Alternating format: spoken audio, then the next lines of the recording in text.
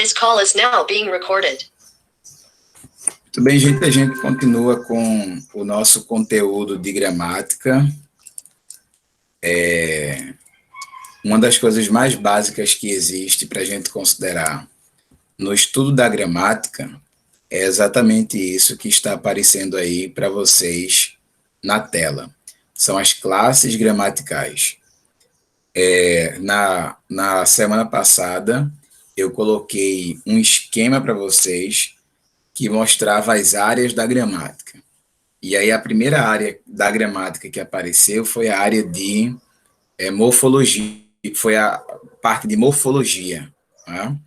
Depois, a segunda que apareceu foi a parte de sintaxe, e aí eu fiz uma apresentação de um esquema para vocês da parte de sintaxe. E hoje eu vou fazer a apresentação daquilo que está dentro da área de morfologia, que foi a primeira área listada dentro de gramática na semana passada, certo? Então, vejam, as classes gramaticais basicamente são também chamadas de morfologia, né? Ou classes morfológicas. Classes de palavras é a parte mais básica do nosso idioma, é a parte mais básica da nossa língua. Não há como a gente aprender a língua portuguesa se a gente não aprender as classes gramaticais. São exatamente as classes gramaticais que nos permitem a feitura, por exemplo, de uma análise sintática, para a gente saber qual é o sujeito, qual é o predicado, se a gente tem no predicado um objeto direto, um objeto indireto, se a gente tem um verbo transitivo direto, um verbo transitivo indireto, um aposto, se a gente tem no predicado, por exemplo, um verbo chamado de não predicador, seguido de um adjetivo, não é, que é um predicativo do sujeito, enfim.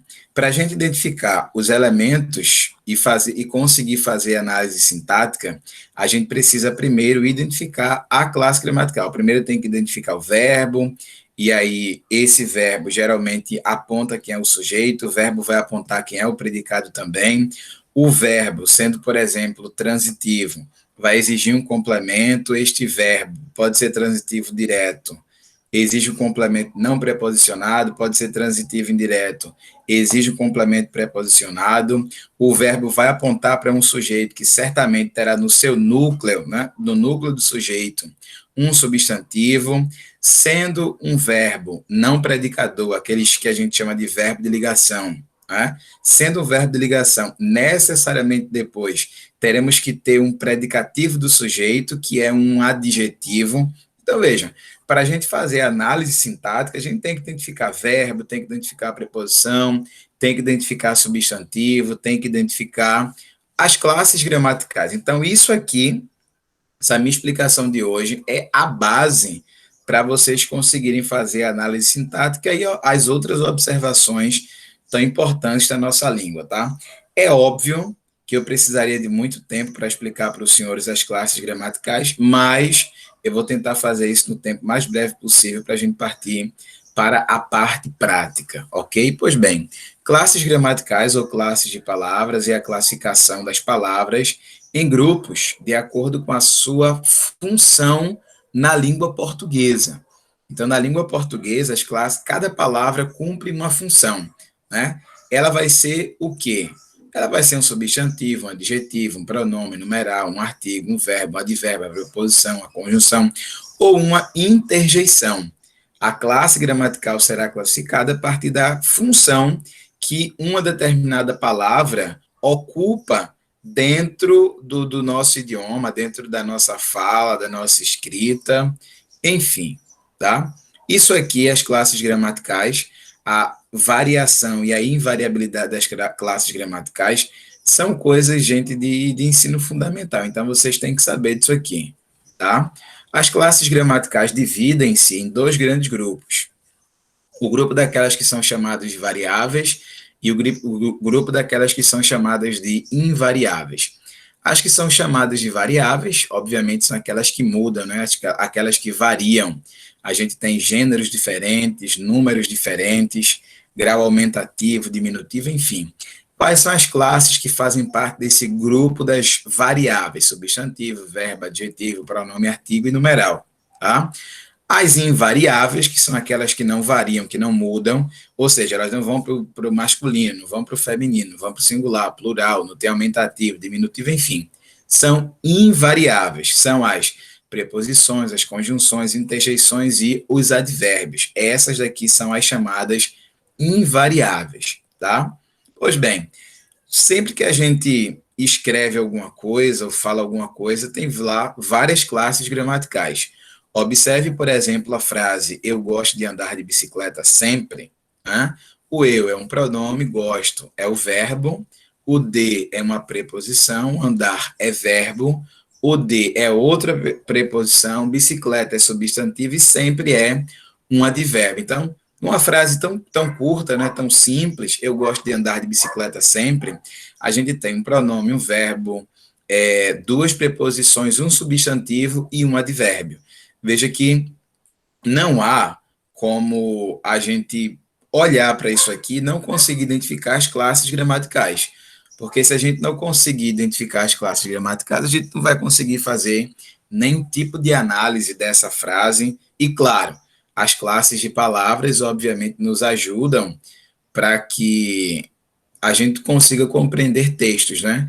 Às vezes, se a gente lê um texto, a gente não entende o significado de um verbo, ou o significado, por exemplo, de um substantivo, que eu posso dizer que são as duas classes de palavras mais importantes, dependendo do texto, nós vamos ter muita dificuldade de entender o sentido global se a gente não identificar o significado, por exemplo, de um determinado substantivo ou de um determinado verbo, ok?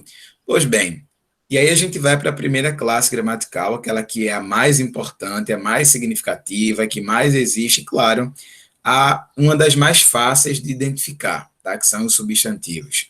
Substantivo é a palavra que nomeia os seres, então tudo que tem um determinado nome, esse nome é substantivo, e aí a nomeação de objetos, fenômenos, lugares, qualidades, ações, enfim, tudo que existe que tem um nome, aquele nome é substantivo. E claro, a gente sabe que os substantivos estão divididos em grupos, né? Os que são chamados de comuns, os que são chamados próprios, concreto, abstrato, primitivo, derivado, simples, composto, e os substantivos que também são chamados de coletivos, tá? E aí a gente tem alguns exemplos de frases com substantivos destacados. Eu vou ler apenas as duas primeiras. A Ana é super inteligente. A gente tem aí Ana, que é o substantivo, né?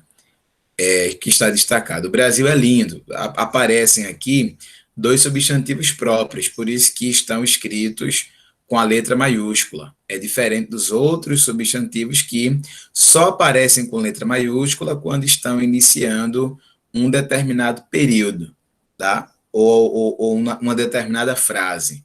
No começo de frase, você só coloca os outros substantivos com letra maiúscula se estiverem realmente no começo. Se não estiverem no começo, só os substantivos próprios que estarão com letra maiúscula. E só para lembrar, substantivos próprios, nome de pessoas, nome de lugares, né, nome de marcas registradas, nomes de determinados fatos históricos. Então, se você vai, por exemplo, escrever Guerra Fria, o G tem que ser maiúsculo e o F tem que ser maiúsculo também, porque trata-se de um fato histórico, ok? Então, substantivos aí. Verbo, a gente, poxa, sempre estuda os verbos, né? É a classe de palavras que vai indicar uma determinada ação, estado, fenômeno da natureza, e, claro, vai fazer com que a gente observe a situação, né, o situar dentro do tempo, né? Sairemos, corram, chovendo. Então, esses verbos vão apontar para um determinado número, que pode ser singular ou plural, né? E aí a gente tem as pessoas também, que são as três pessoas do singular e as três pessoas do plural. E aí a gente tem que lembrar dos pronomes pessoais do caso reto, eu, tu, ele, que são as três pessoas do singular, nós, vós, eles, que são as três pessoas do plural. O verbo também nos coloca dentro do tempo, não é? E aí pode ser um passado, e aí temos alguns tipos de passados, o presente, o futuro, enfim. O modo também, o verbo se flexiona com relação ao modo e com relação às vozes, né? Os modos a gente tem o modo indicativo, subjuntivo e o modo imperativo. Com relação às vozes, a gente tem a voz ativa, a voz passiva e a voz reflexiva. Claro que isso aqui é estudo para muito tempo, né?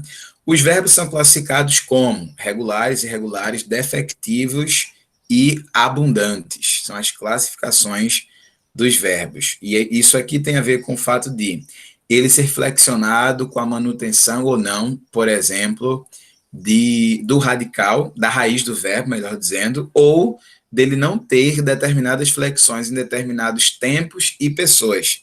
E aí vai fazer com que eles, por exemplo, sejam chamados de defectivos. E por aí vai os estudos dos verbos. Olha os exemplos aqui, vou ler apenas os dois primeiros exemplos das frases.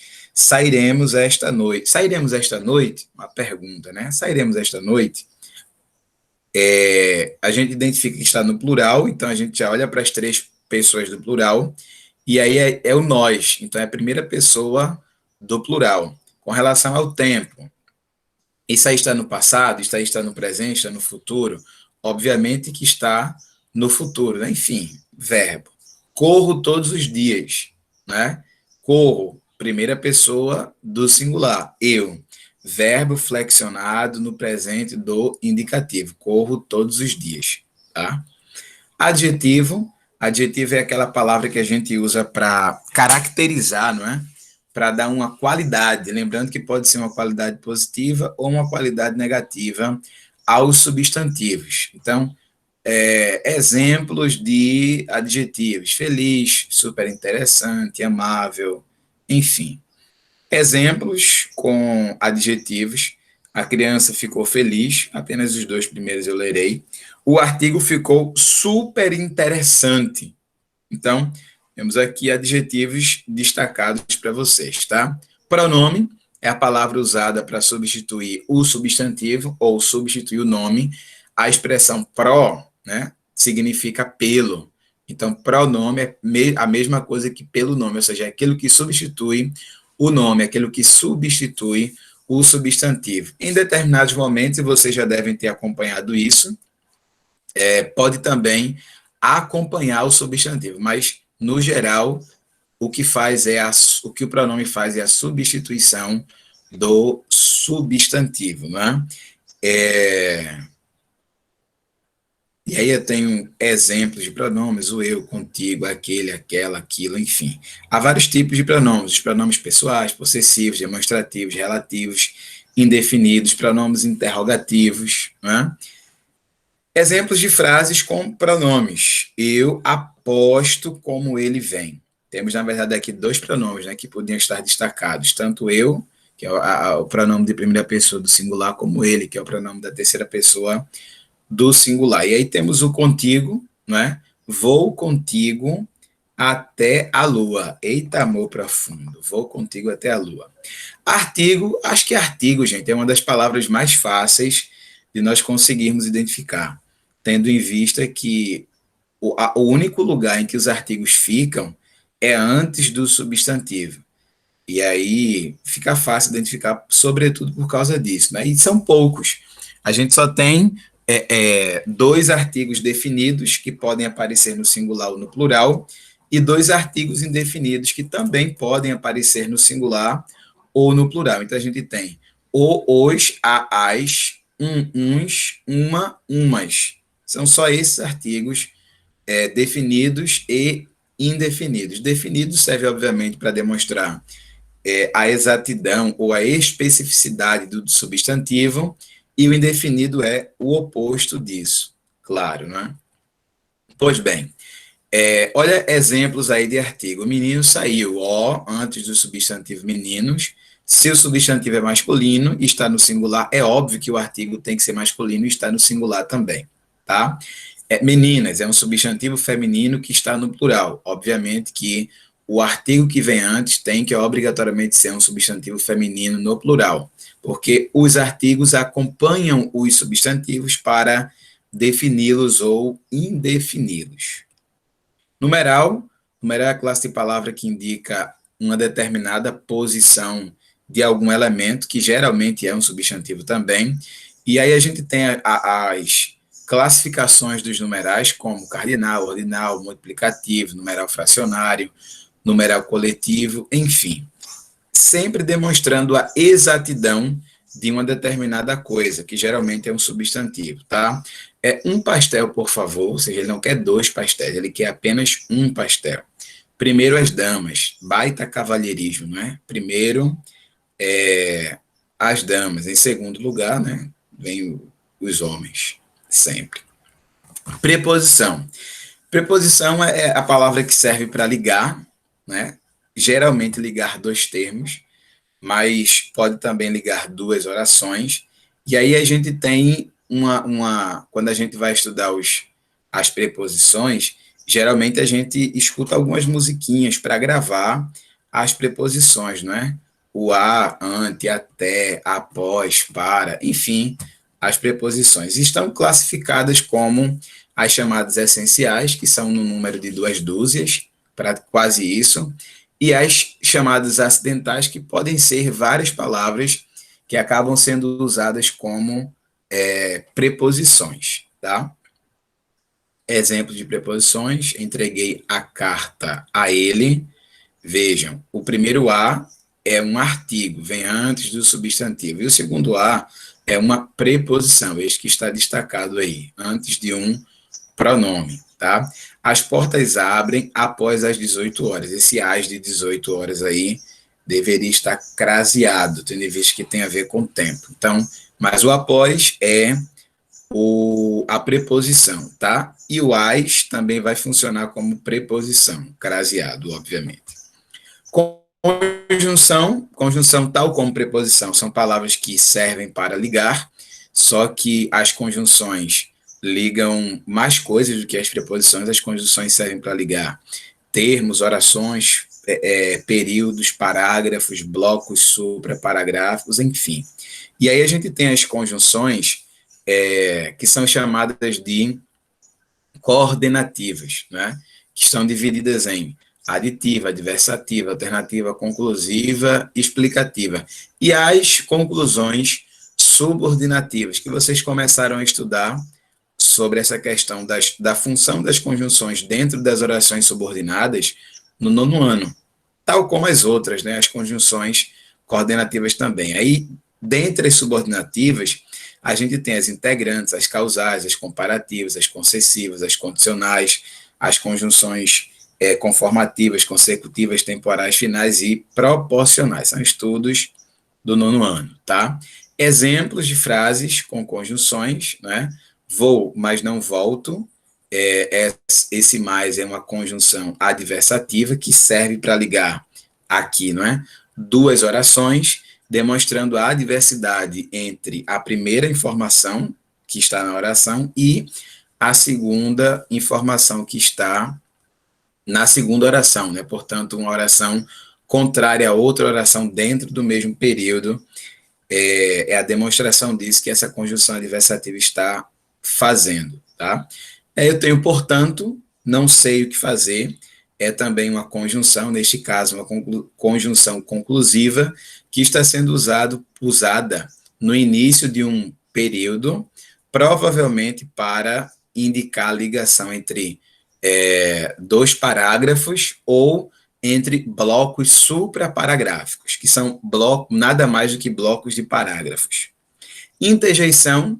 Interjeição é uma palavra que sempre vai exprimir emoção, sentimento, e a gente tem as chamadas interjeições, que são as comuns, né, as normais, e aquelas também que são chamadas de acidentais, né? Por exemplo, quando você pega um substantivo, como por exemplo PORRA, que é um substantivo, você transforma isso numa pornofonia, você vai falar aquela palavra, né, com emoção, e essa palavra, obviamente, torna-se-á, dentro daquela construção,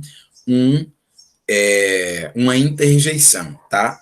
Mas a gente tem as interjeições naturais, olá, viva, psiu, e aquelas que são, digamos, acidentais. Olá, sou Maria, Viva! Conseguimos ganhar o campeonato. Enfim, são as interjeições. Por fim, a última classe listada aqui são os advérbios, que são palavras usadas para modificar o sentido de um verbo, de um adjetivo ou de outro advérbio. Veja, o advérbio serve para modificar o sentido de um verbo, de um adjetivo ou de outro advérbio. O que é que o advérbio indica?